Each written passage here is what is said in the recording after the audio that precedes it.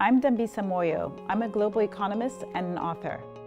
This series talks about the global markets, global economics, and geopolitics, and how it affects your world. One of my favorite comparisons on the impact of technology is how long it's taken to reach 50 million people for different types of technology. For example, it took 75 years for the telephone to reach 50 million people, just 38 years for radio, and only 13.5 years for television. If you compare that to today's types of technology, it took 3.5 years for Facebook and just 35 days to reach 50 million people for Angry Birds. While it is absolutely clear that technology has transformed our lives in terms of how we communicate, how we travel, and the ways in which we're able to get access to healthcare and even education, there are some real tensions between the way the different groups view the impact of technology. For example, politicians and public policymakers are very concerned about technology's ability to create a jobless underclass, to the extent that some reports estimate that 47% of Americans will be out of work because of technology improvements in the next 20 years. This is a real issue. On the other hand, business leaders are very focused on how technology can impact the bottom line. Not only increase revenues by being able to deliver goods and services to their customers and clients, but also the ways in which technology offers an opportunity to cut costs.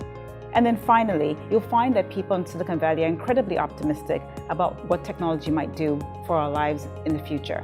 In particular, they focus on social causes, ways in which environmental degradation, healthcare, and education may be meaningfully impacted so that we can see living improvements for all. One way to gauge how impactful technology has been is to simply think about mobile phone penetration. Across the world in developed countries, there are regions where people have 2 mobile phones, and in fact, mobile penetration rates are over 100%. Even in places such as South America and Africa, we see mobile penetration rates of 60 to 70%, which is really impactful in terms of people's ability to receive information on when their doctor will be in town, but also being able to have an opportunity to trade their goods and services. Those of us who are concerned and skeptical about what the impact of technology may be, particularly in creating a jobless underclass, should be comforted that just because we don't know what's coming around the corner in terms of technology and innovation does not mean that it's not something good. One of the risks highlighted by people who are skeptical about what technology could mean for us is cybersecurity, but also bioterrorism. And these are things that we are absolutely inclined to be focused on, given what the severity and the quantum of impact it could be on the way we live. While there may be concerns about the transition from where we are today into the future equilibrium of what technology may actually mean for us, I remain very optimistic in terms of technology's impact on not just economics and economic growth, but also on many of the social aspects that are very impactful for us.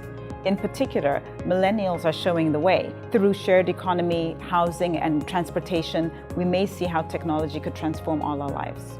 As an optimist, I'm extremely excited about the prospects of technology and its ability to transform the way that we live and meaningfully put a positive impact on how we engage with each other. Of course, there will be risks, but I believe that we should really remain open-minded for whatever is coming around the corner, because that could be a real important opportunity for human progress. Please write to me on #DearDambisa and let me know how technology is impacting your life and what you think the opportunities and risks of technology are for the future.